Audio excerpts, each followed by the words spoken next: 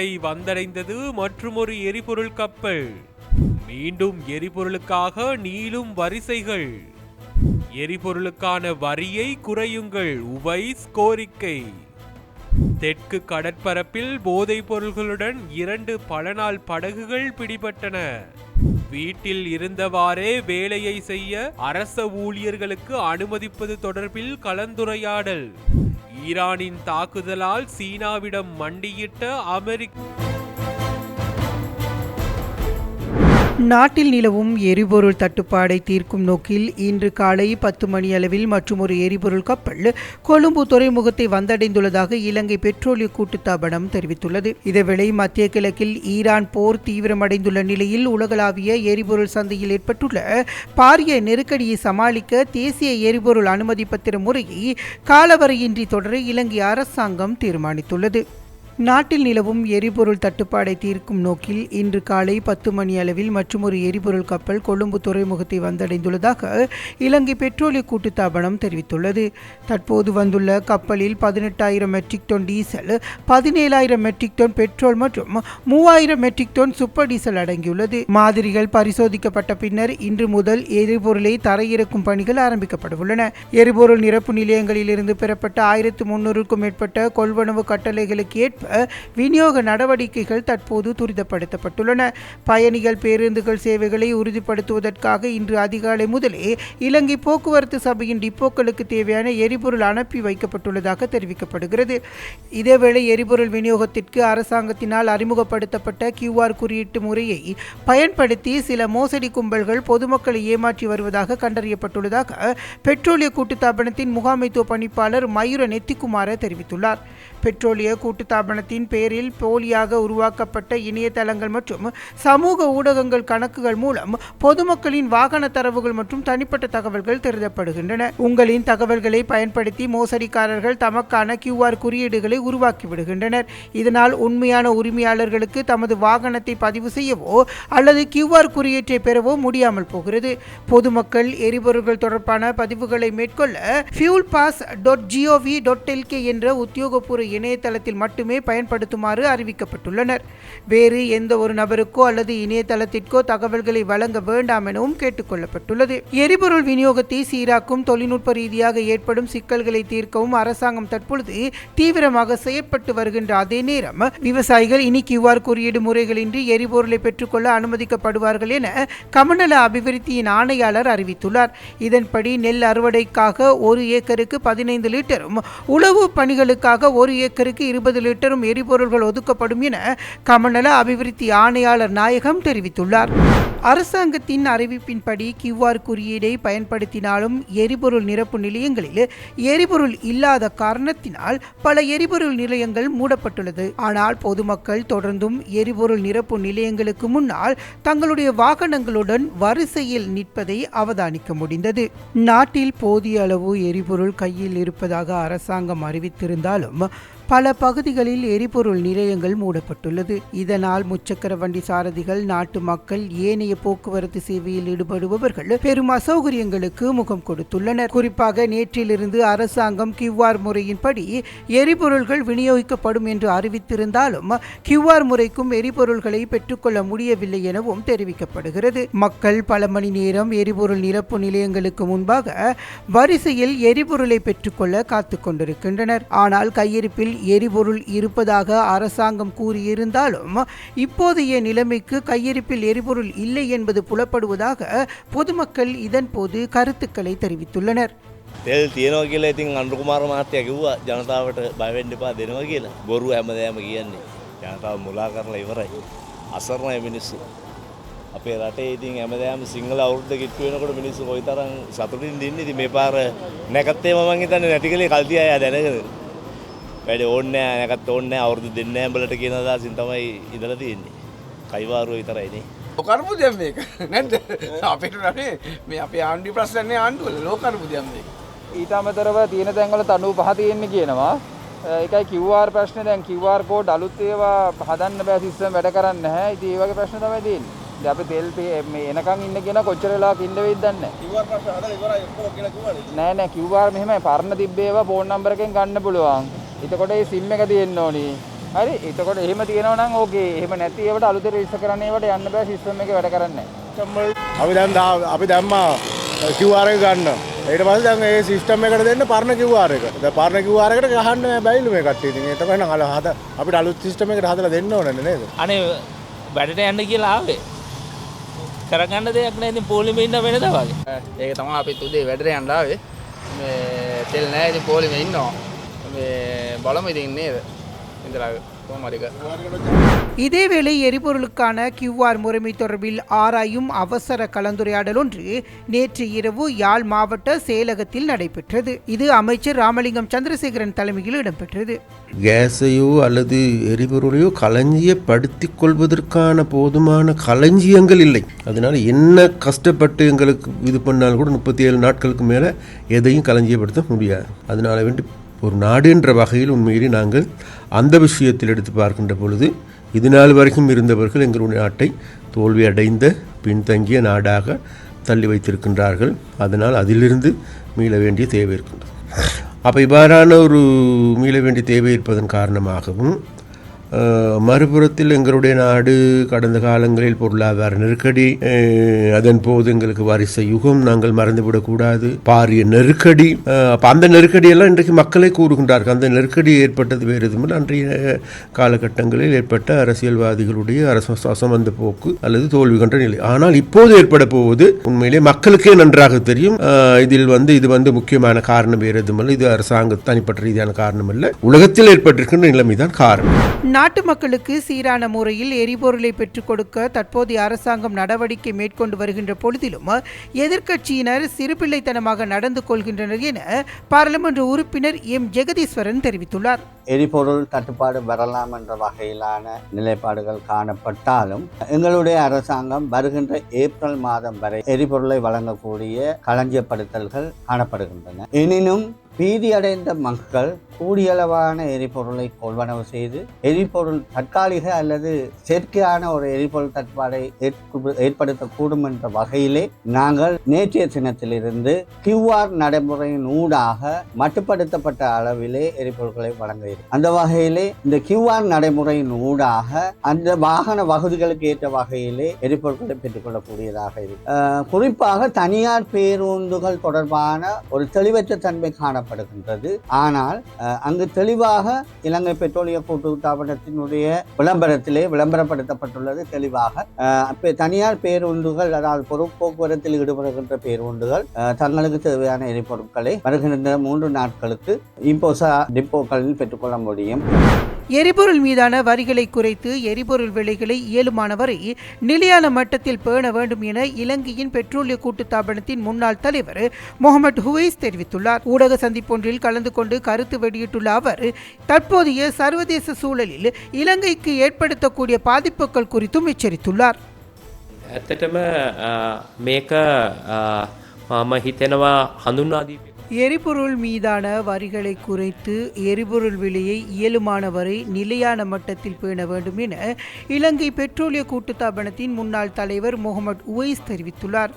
ஊடக சந்திப்பொன்றில் கலந்து கொண்டு கருத்து வெளியிடும் போதே அவர் தற்போதைய சர்வதேச சூழலில் இலங்கைக்கு ஏற்படக்கூடிய பாதிப்புகள் குறித்து எச்சரித்துள்ளார். தற்போது ஹோமோஸ் நீரிணை மூடப்பட்டுள்ளது. அத்துடன் யெமனுக்கும் ஆபிரிக்க கண்டத்திற்கும் இடைப்பட்ட மற்றுமொரு நீரிணை ஈரான் மூட நடவடிக்கை எடுத்துள்ளது. இலங்கை உள்ளிட்ட பல நாடுகளுக்கு கடும் பாதிப்பு ஏற்படும். இவ்வாறான நெருக்கடி நேரங்களில் எரிபொருள் விநியோகஸ்தர்களுடன் முறையான தொடர்பை பேணுவதும் கையிருப்புகளை சரியாக நிர்வகிப்பதும் சிக்கலை குறைக்க உதவும். இலங்கை 100% எரிபொருள் இறக்குமதியை செய்யும் நாடாகும். ஏற்கனவே அனைத்து வகையான எரிபொருட்களின் விலையும் 25 ரூபாவினால் அதிகரிக்கப்பட்டுள்ளது. உலக சந்தையில் விலை மேலும் அதிகரிக்க வாய்ப்புள்ளதனால் அரசாங்கம் தலையிட்டு வரிகளை குறைக்க வேண்டும். இந்த விலையேற்றத்தின் முழு சுமையையும் தொழிலதிபர்கள் மற்றும் நுகர்வோர் மீது சுமத்தாமல் அரசாங்கம் வரி சலுகை மூலம் விலையை தீர்மானிக்க வேண்டும் எனவும் அவர் குறிப்பிட்டுள்ளார். සාමාන්‍යයෙන් ඉන්ධන මත තමයි සියලු දේ යැපෙන්නේ. හරිද? ඉන්ධන මත තමයි සියලු දේ යැපෙන්නේ. ඉතින් ඒකට අපි සීමාවක් බාධාවක් දානවායි කියන්නේ ආර්ථික ක්‍රියාකාරකම් අඩපණ වීමක් වෙනවා. ඉතින් ඒ අඩපණ වීම අපි හැකිතාක් දුරට අඩු කළ ගත යුතුයි. ඉතින් ඒකට ක්‍රමවේදයක් මේ රජය විසින් නව ප්‍රශ්න එක්ක නව ක්‍රමවේදයක් අරන් ඇවිල්ලා මේකට විසඳුම් සපයන්න ඕනේ. ඇත්තටම මේක තමයි ලංකාවේ තියෙන ලොකුම සමහර වෙලාවට ප්‍රශ්නේ. මම කොවිඩ් කාලේ හිටියා සභාපති වෙලා බෙදා හැරීමේදී. ඊට පස්සේ අර්බුද කාලේ හිටියා. අපිට තිබුණා මේක මේ මහ ජනතාව ඉන්ධන තොග ළඟ තබා ගන්නවා. தற்போதைய இக்கட்டான சூழ்நிலையை கருத்தில் கொண்டு அரச ஊழியர்கள் வீடுகளிலிருந்து தமது அன்றாட கடமைகளை முன்னெடுப்பது குறித்து அரசாங்கத்தின் அவதானம் திரும்பியுள்ளதாக அரச நிர்வாக மாகாண சபைகள் மற்றும் உள்ளூராட்சி மன்றங்களின் அமைச்சர் பேராசிரியர் AHMH அபேவர்தன தெரிவித்துள்ளார். தற்போதைய எரிபொருள் தட்டுப்பாடு மற்றும் போக்குவரத்து சவால்களுக்கு மத்தியில் அரச நிறுவனங்களின் பணிகளை தடையின்றி முன்னெடுப்பது குறித்து சம்பந்தப்பட்ட தரப்பினருடன் அதிகாரிகளுடனும் அரசாங்கம் விரிவான பேச்சுவார்த்தைகளை நடத்தி வருகின்றது. அரச ஊழியர்களுக்கு வீட்டிலிருந்து பணியாற்றும் சலுகைகளை வழங்குவது குறித்து இதுவரை இறுதி தீர்மானம் எதுவும் எடுக்கப்படவில்லை என அமைச்சு சுட்டிக்காட்டியுள்ளது. இது தொடர்பான ஆலோசனைகள் தொடர்ந்து முன்னெடுக்கப்பட்டு வருவதாகவும் முறையான தீர்மானம் எட்டப்பட்டவுடன் அது குறித்து பொதுமக்களுக்கு உத்தியோகபூர்வமாக அறிவிக்கப்படும் என்றும் அமைச்சர் அபேவர்தன தெரிவித்துள்ளார். மத்திய கிழக்கில் நிலவும் போர் சூழலில் சர்வதேச எரிபொருள் விநியோகம் பாதிக்கப்பட்டுள்ள நிலையில் உள்நாட்டு எரிபொருள் பயன்பாட்டை கட்டுப்படுத்தும் ஒரு முயற்சியாகவே அரசாங்கம் இந்த நடவடிக்கையை ஆராய்ந்து வருகின்றமையும் குறிப்பிடத்தக்கது. பேருவளை பகுதியில் போதைப்பொருள் கடத்தலில் ஈடுபட்டதாக சந்தேகிக்கப்படும் மற்றும் ஒரு பல நாள் மீன்பிடி படகையும் கடற்படையினர் கண்டுபிடித்துள்ளதாக பாதுகாப்பு பிரதி அமைச்சர் அனுர ஜெயசேகர தெரிவித்துள்ளார். ஏற்கனவே நேற்று பிடிக்கப்பட்ட பல நாள் மீன்பிடி படகு கரைக்கு கொண்டுவரப்பட்டு பரிசோதிக்கப்பட்டதில் அதில் 123 கிலோகிராம் ஹெரோயின் போதைப் பொருட்கள் இருந்தமை உறுதி செய்யப்பட்டுள்ளதாகவும் பாதுகாப்பு பிரதி அமைச்சர் மேலும் தெரிவித்துள்ளார். தேவேந்திரமுனைக்கு தெற்கு ஆழ்கடல் பகுதியில் நேற்று கண்டுபிடிக்கப்பட்ட பல நாள் மீன்பிடி படகில் ஹெரோயின் போதைப் பொருட்கள் இருப்பது உறுதி செய்யப்பட்டுள்ளதாக பாதுகாப்பு பிரதி அமைச்சர் அனுர ஜெயசேகர தெரிவித்துள்ளார். குறித்த பல நாள் மீன்பிடி படகு இன்று காலை திக்கோவிட்ட மீன்பிடி துறைமுகத்திற்கு கொண்டுவரப்பட்டது. போதைப் பொருள் அடங்கியிருப்பதாக சந்தேகிக்கப்படும் உரமூடைகள் ஏற்றி சென்ற உள்நாட்டு பல நாள் மீன்பிடி படகு ஒன்று 5 சந்தேக நபர்களுடன் நேற்று கைது செய்யப்பட்டனர். கடற்படையின் நீண்ட தூர கண்காணிப்பு பிரிவினரால் முன்னெடுக்கப்பட்ட விசேட சோதனையின் போது குறித்த சந்தேக நபர்கள் கைதாகியுள்ளனர். இந்த நிலையில் குறித்த பல நாள் மீன்பிடி படகு கரைக்கு கொண்டுவரப்பட்டு பரிசோதிக்கப்பட்டதில் அதில் 123 கிலோகிராம் ஹெரோயின் போதைப் பொருள் இருந்தமை உறுதி செய்யப்பட்டுள்ளதாக பாதுகாப்பு பிரதி அமைச்சர் அருண ஜெயசேகர் தெரிவித்துள்ளார். இதன் பெறுமதி சுமார் 3 பில்லியன் ரூபாய் என மதிப்பிடப்பட்டுள்ளதாக அவர் குறிப்பிட்டுள்ளார். இதேவேளை பேர்வளை பகுதியில் போதைப் பொருள் கடத்தலில் ஈடுபட்ட சந்தேகத்திற்கிடமான மற்றும் ஒரு பல நாள் மீன்பிடி படகை கடற்படையினர் கண்டுபிடித்துள்ளதாக பாதுகாப்பு பிரதி அமைச்சர் மேலும் தெரிவித்தார். அந்த படகு தற்போது கரைக்கு கொண்டு வரப்பட்டு வருவதாகவும் அவர் குறிப்பிட்டுள்ளார். அவர் அங்கு மேலும் தெரிவிக்கையில் இந்த நேரத்தில் கடற்படையினரின் நடவடிக்கையில் போதைப் பொருட்களை நாட்டிற்குள் கொண்டு வந்த மற்றும் ஒரு மீன்பிடி படகை சற்று நேரத்திற்கு முன்னர் கண்டுபிடித்துள்ளதாக தெரிவித்துள்ளார்.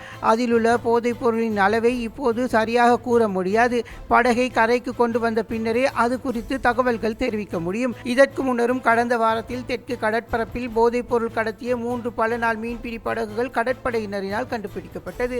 அதன்படி இந்த ஆண்டில் மட்டும் போதைப் பொருள் கடத்தலில் ஈடுபட்ட 7 பல நாள் மீன்பிடி படகுகளை கடற்படையினர் சுற்றி வளைத்துள்ளதாக பாதுகாப்பு பிரதி அமைச்சர் அருண ஜெயசேகர தெரிவித்துள்ளார்.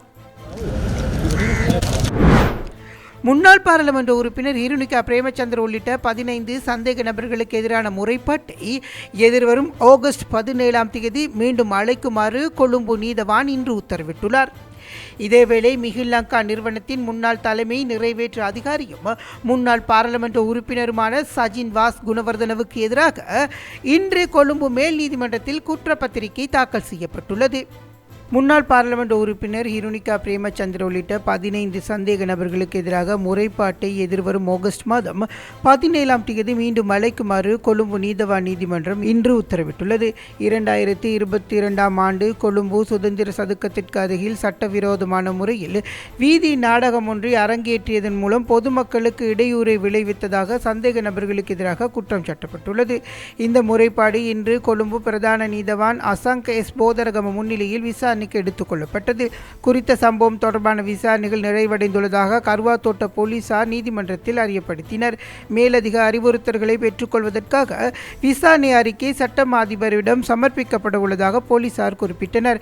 இதனை அடுத்து அந்த நடவடிக்கைகளின் முன்னேற்றத்தை அறிவிப்பதற்காக இந்த முறைப்பாட்டை எதிர்வரும் ஆகஸ்ட் மாதம் 17ஆம் தேதி மீண்டும் அழைக்குமாறு நீதவான் உத்தரவிட்டார். இந்த வழக்கு விசாரணைக்கு எடுத்துக் கொள்ளப்பட்ட போது ஹிருணிகா பிரேமச்சந்திர உள்ளிட்ட பிரதிவாதிகள் நீதிமன்றத்தில் முன்னிலையாகியிருந்தனர். இதேவேளை ஊழல் குற்றச்சாட்டு தொடர்பில் மிஹின் லங்கா நிறுவனத்தின் முன்னாள் தலைமை நிறைவேற்று அதிகாரியும் முன்னாள் பாராளுமன்ற உறுப்பினருமான சஜின் வாஸ் குணவர்தனவுக்கு எதிராக இன்று கொழும்பு மேல் நீதிமன்றத்தில் குற்றப்பத்திரிகை தாக்கல் செய்யப்பட்டுள்ளது. இளஞ்ச ஊழல் விசாரணை ஆணைக்குழுவினால் இந்த குற்றப்பத்திரிகை தாக்கல் செய்யப்பட்டுள்ளது. ஹோர்முஸ் நீரிணையில் தற்போது கப்பல்களுக்கு போக்குவரத்துக்கு ஏற்பட்டுள்ள தடைகளை நீக்க சீனா உதவும் என தாம் எதிர்பார்ப்பதாக அமெரிக்க ஜனாதிபதி டொனால்ட் ட்ரம்ப் நம்பிக்கை வெளியிட்டுள்ளார். இதேவேளை துபாய் சர்வதேச விமான நிலையத்திற்கு அருகில் இடம்பெற்றதாக கூறப்படும் ட்ரோனர் தாக்குதல் காரணமாக அங்கு எரிபொருள் தொட்டியில் தீப்பரவல் ஏற்பட்டிருந்ததாகவும் தெரிவிக்கப்படுகிறது. துபாய் சர்வதேச விமான நிலையத்திற்கு அருகே இடம்பெற்றதாக கூறப்படும் ட்ரோனர் தாக்குதல் காரணமாக அங்குள்ள எரிபொருள் தொட்டியில் தீப்பரவல் ஏற்பட்டுள்ளதாக தெரிவிக்கப்படுகிறது. இதனால் பொதுமக்களின் பாதுகாப்பு கருதி துபாய் சர்வதேச விமான நிலைய பணிகள் தற்காலிகமாக இடைநிறுத்தப்பட்டுள்ளதாக சர்வதேச தகவல்கள் தெரிவிக்கின்றன. உடனடியாக தீயை கட்டுப்பாட்டிற்குள் கொண்டுவர அதிகாரிகள் உடனடி நடவடிக்கைகளை எடுத்தனர். குறித்த சம்பவத்தில் தற்போதைய நிலைமையில் காயங்கள் எதுவும் ஏற்படவில்லை எனவும் கூறப்படுகிறது. இதேவேளை ஹோர்முஸ் நீரிணையில் தற்போது கப்பல் போக்குவரத்து ஏற்பட்டுள்ள தடைகளை நீக்க சீனா உதவும் என தான் எதிர்பார்த்திருப்பதாக அமெரிக்க ஜனாதிபதி டொனால்ட் ட்ரம்ப் நம்பிக்கை வெளியிட்டுள்ளார்.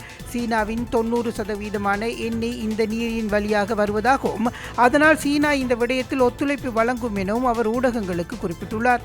எதிர்வரும் மார்ச் மாதம் இறுதியில் திட்டமிட்டபடி சீனா ஜனாதிபதியுடன் சந்திப்பை பிற்போடலாம் என அவர் கூறிய நிலையில் அதற்கான காரணங்கள் வெளிப்படுத்தி இருக்கவில்லை. அந்த சந்திப்புக்கு முன்னர் ஹோர்முஸ் நீரிணையை திறப்பதற்கு சீனா நடவடிக்கைகள் எடுக்க வேண்டும் என அவர் தெரிவித்துள்ளார். சீனா ஈரானின் எண்ணெய் தயாரிப்புகளில் சுமார் 90% கொள்வனவு செய்கின்றது.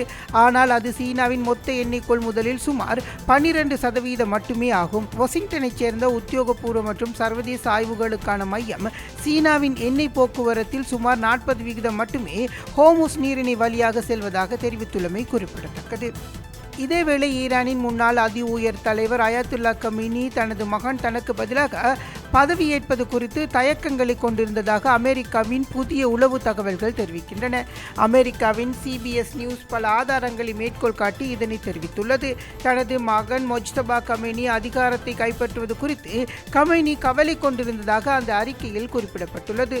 மொஜ்தபா அதிக புத்திசாலி இல்லை என்றும் தலைவராக இருப்பதற்கு தகுதியற்றவர் என்றும் அவர் கருதப்பட்டதோடு அதற்கு காரணம் எனவும் தெரிவிக்கப்படுகிறது. மறைந்த அதி உயர் தலைவர் தனது மகனின் தனிப்பட்ட வாழ்க்கையில் பிரச்சனைகள் இருப்பதை அறிந்திருந்தார் என்றும் தகவல்கள் தெரிவிக்கின்றன. இந்த தகவல்கள் ஏற்கனவே அமெரிக்க ஜனாதிபதி டொனால்ட் ட்ரம்ப் மற்றும் அவரை சார்ந்த ஒரு சிறிய வட்டத்திற்கு பகிர்ந்து கொள்ளப்பட்டதாகவும் CBS தெரிவித்துள்ளது. 56 வயதான அயாத்துல்லா மொஜ்தபா கமீனி கடந்த வார இறுதியில் ஈரானின் புதிய அதி உயர் தலைவராக தேர்ந்தெடுக்கப்பட்டார் என்பதும் குறிப்பிடத்தக்கது. இஸ்ரேலிய பிரதமர் பெஞ்சமின் நெத்தன்யாகு உயிருடன் இருந்தால் அவரை பின்தொடர்ந்து கொள்வோம் என்றும் ஈரான் புரட்சிகர காவல் படையினர் கூறியுள்ளனர். நெத்தன்யாகு குழந்தைகளை கொள்பவர் என்றும் ஈரான் புரட்சிகர காவல் படையினர் வர்ணித்துள்ளனர். ஈரானின் அரசு செய்தி நிறுவனமான IRNA ஒரு சமூக ஊடக பதிவில் இந்த தகவலை தெரிவித்துள்ளது. அதே நேரத்தில் தென்னாப்பிரிக்காவில் உள்ள ஈரான் தூதரகம் ஒரு சமூக ஊடக பதிவில் நெத்தன்யாகு உயிருடன் இருக்கிறாரா அல்லது இறந்து விட்டாரா என்பது முக்கியமல்ல. மினாபை சேர்ந்த ஒரு சிறுமியின் ஒரு முடிவு நெத்தன்யாகுவின் முழு இருப்பை விட அதிக மதிப்புடையது என்று எழுதியுள்ளது. இந்த விவகாரத்தில் பெஞ்சமின் நெத்தன்யாகு உயிருடன் இருந்தால் என்று IRGC கூறியுள்ளது. ஏன் பெஞ்சமின் நெத்தன்யாகு உயிருடன் இருக்கின்றாரா இல்லையா என்ற கூற்று அல்லது வதந்தி எங்கிருந்து தொடங்கியது என்ற கேள்வியும் எழுகின்றது. எவ்வாறாயினும் பல செய்திகளின்படி இஸ்ரேல் பிரதமர் அலுவலகம் நெத்தன்யாகுவின் மரணம் குறித்து செய்திகளை போலி செய்தி என்று மறுத்துள்ளது. இந்த நிலையில் நெத்தன்யாகு தனது இன்ஸ்டாகிராம் பக்கத்தில் ஞாயிற்றுக்கிழமை மாலை ஒரு காணொலியை பதிவிட்டார். வெளியிட்டார். அந்த வீடியோவில் அவர் காஃபியை அருந்துவதும் தனது இரு கைகளையும் ஒன்றன் பின் ஒன்றாக கேமராவை நோக்கி அவர் உயர்த்தி காட்டுகின்றார். இந்த காணொலியில் நெத்தன்யாகுவின் ஒவ்வொரு கையிலும் 5 விரல்கள் இருப்பதை காண முடிகின்றது. இந்த கட்டுரையில் அவர் தனது இரு கைகளையும் எவ்வாறு காட்டியிருப்பதற்கான காரணத்தை அறிந்து கொள்ள முடிகிறது. அமெரிக்கா, இஸ்ரேல் மற்றும் ஈரான் ஆகியவற்றிற்கு இடையிலான போரின் தொடக்கத்திலேயே தெற்கு ஈரான் நகரமான மினாவில் உள்ள பெண்கள் ஆரம்ப பள்ளி மீது தாக்குதல் நடத்தப்பட்டதாகவும் அதில் 160க்கும் மேற்பட்டோர் கொல்லப்பட்டதாகவும் ஈரான் அதிகாரிகள் தெரிவித்தனர். இவர்களின் மாணவிகளை தவிர பள்ளி ஊழியர்களும் அடங்குகின்றனர். இதேவேளை ஈரான் பேச்சுவார்த்தை நடத்த விரும்புவதாக அமெரிக்க அதிபர் டொனால்ட் ட்ரம்ப் கூறியுள்ளார். தவறான தகவல்களை பரப்ப ஈரான் செயற்கை நுண்ணறிவுகள் பயன்படுத்தப்படுவதாகவும் அவர் குற்றம் சாட்டியுள்ளார். இது குறித்து செய்தியாளர்களிடம் பேசிய போது ட்ரம்ப் இதனை தெரிவித்துள்ளார். ஈரான் ஒரு ஒப்பந்தத்தை எட்ட ஆர்வமாக இருப்பதாக ட்ரம்ப் கூறினார். ராஜதந்திர பேச்சுவார்த்தை குறித்து நாங்கள் அவர்களுடன் பேசி வருகின்றோம், ஆனால் அவர்கள் இன்னும் தயாராக இல்லை என்று நினைக்கின்றோம். இருப்பினும் அவர்கள் மிகவும் நெருக்கமாகி வருகின்றனர் என்றும் ட்ரம்ப் குறிப்பிட்டார். ஈரானிய வெளியுறவு அமைச்சர் அப்பாஸ் அராக்கி ஞாயிற்றுக்கிழமை ஈரான் ஒருபோதும் போர் நிறுத்தத்தை நாடவில்லை அல்லது பேச்சுவார்த்தைகளை நாடவில்லை என்றும் கூறியுள்ளார். ஈரானுக்கு எதிரான வெற்றியை அறிவிக்க தயாரா என்று ட்ரம்பிடம் கேட்டபோது அதனை செய்ய எந்த காரணமும் இல்லை என்றால், நாங்கள் தற்போது அவர்களை விட்டுவிட்டால் அவர்கள் மீண்டும் எழுந்து நிற்க 10 ஆண்டுகள் ஆகும் என்றும் அவர் கூறியுள்ளார்.